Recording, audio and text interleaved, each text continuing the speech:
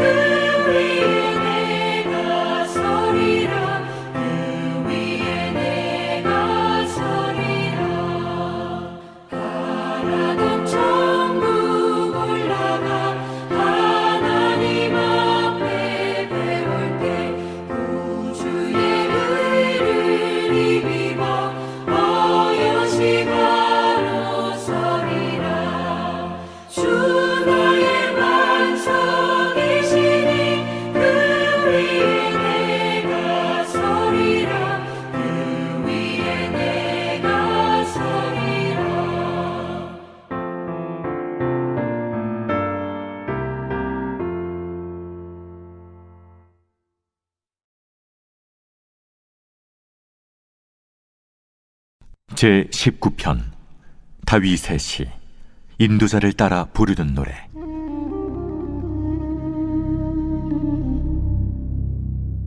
하늘이 하나님의 영광을 선포하고 궁창이 그의 손으로 하신 일을 나타내는도다.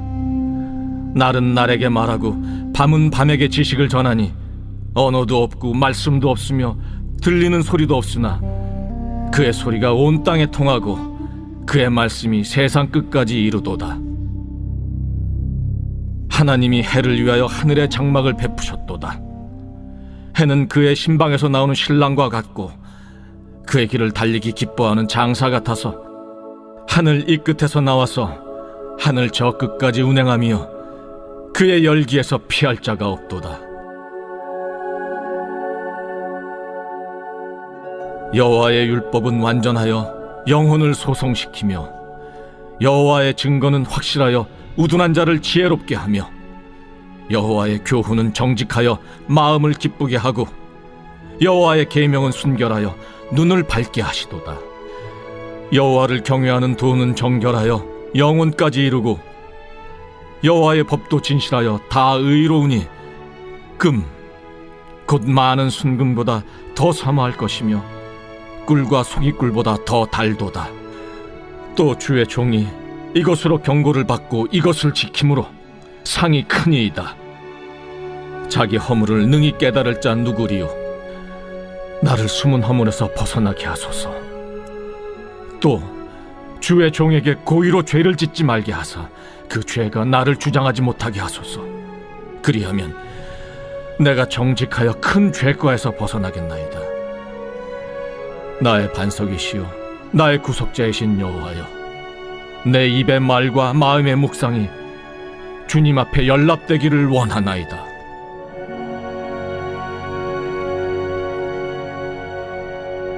시편 19편은 율법 찬양시입니다. 두 가지 계시가 있습니다. 일반 계시와 특별 계시죠. 일반 계시는 자연 현상, 역사적인 사건, 또 모든 사람 안에 있는 양심과 같이 보편적인 것을 통해서 우리가 하나님을 알아갈 수 있다. 하나님을 계시하는 것이고, 특별 계시는 성경, 하나님의 말씀, 또 예수 그리스도와 같은 특별한 계시를 통해서 하나님을 알 수 있다. 그래서 일반 계시를 통해서 우리가 창조주 하나님을 알 수 있다면, 특별 계시를 통해서는 창조주 하나님뿐만 아니라 구원자 하나님을 알아갈 수 있는 것이죠.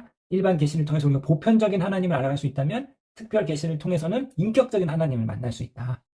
말씀을 통해서 우리가 인격적인 하나님, 자비롭고 또 노하기를 더디하시고 인자와 진실이 많으며 천대까지 은혜를 베푸시는 그 하나님의 속성과 성품을 우리가 알아갈 수 있는 것인데, 이 일반 계시와 특별 계시는 상호 배타적이기보다는 상호 보완적이라고 볼 수 있습니다. 그래서 오늘 1절에서 6절은 자연 계시, 일반 계시를 말해주고 있는데, 1절을 보시면 하늘이 하나님의 영광을 선포하고 궁창이 그의 손으로 하나님이 하시는 일을 나타내는도다. 하늘과 궁창, 곧 자연의 천체가 하나님이 하시는 일을 알려준다. 그러니까 그 자연을 통해서 한치의 오차도 없이 움직이는 그 창조 세계를 통해서 이제 하나님의 그 지혜와 하나님의 크심과 하나님의 웅장함을 이제 신적인 존재를 알 수 있는 거죠. 자, 이 자연이, 하늘이 하나님의 영광을 선포하고 하나님이 하신 일을 예배하는, 그러니까 이 창조 세계가, 피조물들이 하나님을 찬양하는 것이죠. 2절, 날은 날에게 말하고 밤은 밤에게 지식을 전하니 언어도 없고 말씀도 없으며 들리는 소리도 없으나, 4절 상반절, 그 소리가 온 땅에 통하고 그 말씀이 세상 끝까지 이르도다. 자, 낮과 밤이 말을 하는, 낮과 밤이 말하는 소리가 인간에게는 들리지 않아요. 인간의 언어도 아니고 들리는 소리도 없으나, 그러나 여러분, 인간이 들을 수 있는 이 가청 주파수의 영역이 굉장히 제한적입니다. 그러니까 인간이 온 세상의 소리를 다 듣는다고 착각해서는 안 되죠. 인간의 가청 주파수 밖에 무한한 소리들이 있습니다. 지구가 자전하는 엄청난 굉음과 돌고래가 노래하는 그 초음파들을 인간은 들을 수 없는 거죠. 우리가 들을 수 있는 영역 밖의 소리입니다.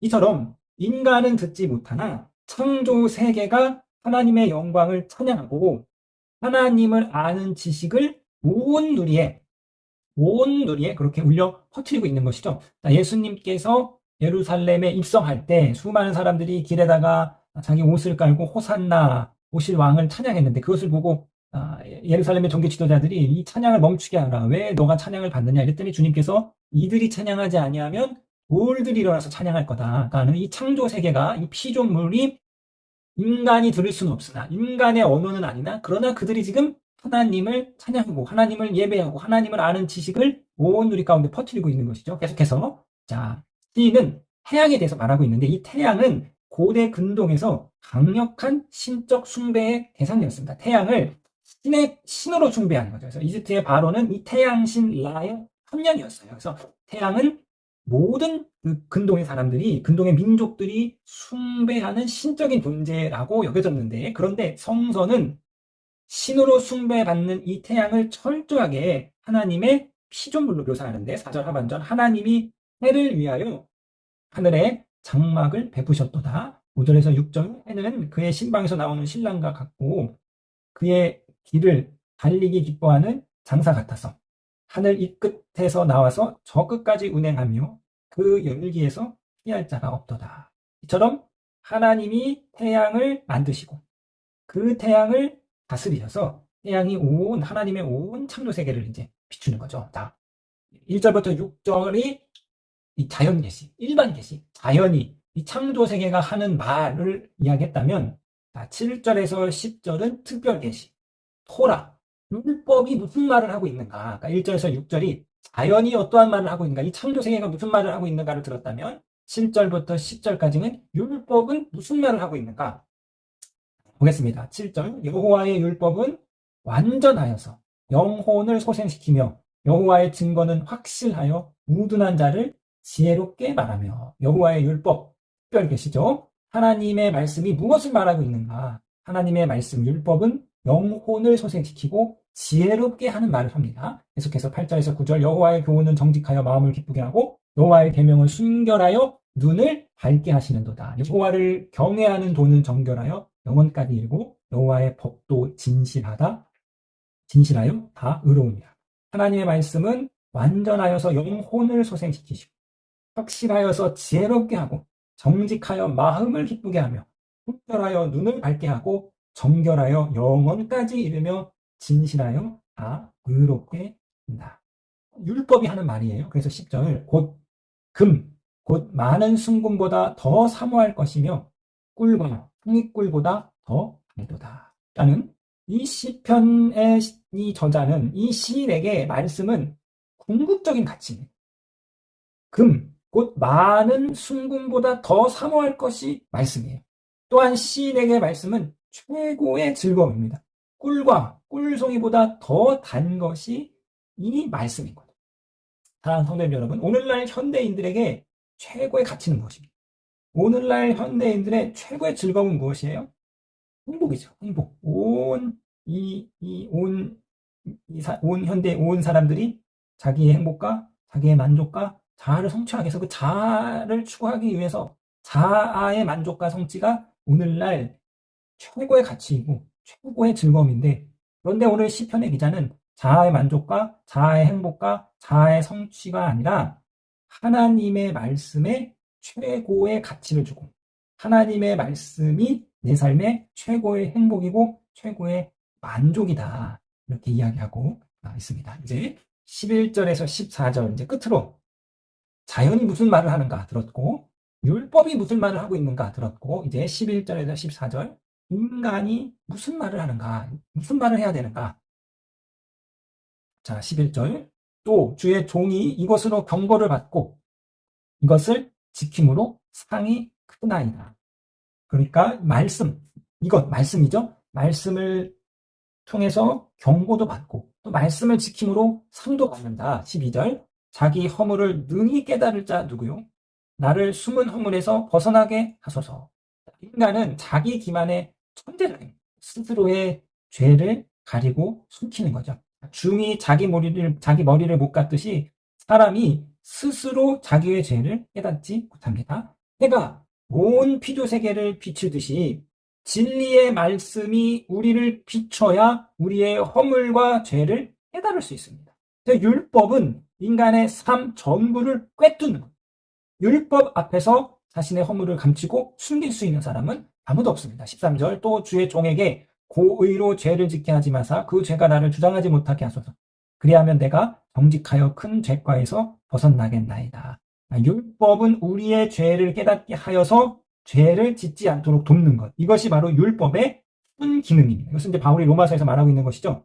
율법이 탐내지 말라고 하지 않았다면 우리는 탐심이 죄인 줄 몰랐을 것이다. 그런데 율법으로 인해 탐심을 죄로 인식하고 그리하여서 탐심의 죄를 멀리하게 되는 거죠. 율법이 갖고 있는 순기능이에요. 14절입니다. 나의 반석이요 나의 구원자이신 여호와여 내 입의 말과 마음의 묵상이 주님 앞에 연락되기를 원하나이다. 온 피조세계가 온 이 창조물들이 산과 나무와 하늘의 해와 달과 별이 온 창조세계가 하나님의 영광을 찬양하고 하나님을 아는 지식을 말하듯이 율법이 영혼을 소생시키고 우둔한 자를 지혜롭게 하는 그러한 말을 하듯이 인간인 내 입의 말이 내 마음의 묵상이 이제 하나님이 기뻐 받으시는 제물이 되기를 원합니다. 온 피조세계가 하나님을 찬양하고 율법이 하나님을 예배하고 찬양하고 하나님의 지혜를 높이 말하듯이 이제 인간인 나도 창조세계 피조물과 같이 율법과 같이 하나님이 기뻐 받으시는 하나님이 받으시는 제물이 되는 예배가 되는 말과 마음의 묵상을 하나님 앞에 올려드리기를 원한다. 내 입의 말과 내 마음의 묵상이 주님이 기뻐 받으시는 참 제물이 되는, 참 제사가 되는 복된 삶을 살아가시는 저와 여러분 되기를 주님의 이름으로 부탁드립니다.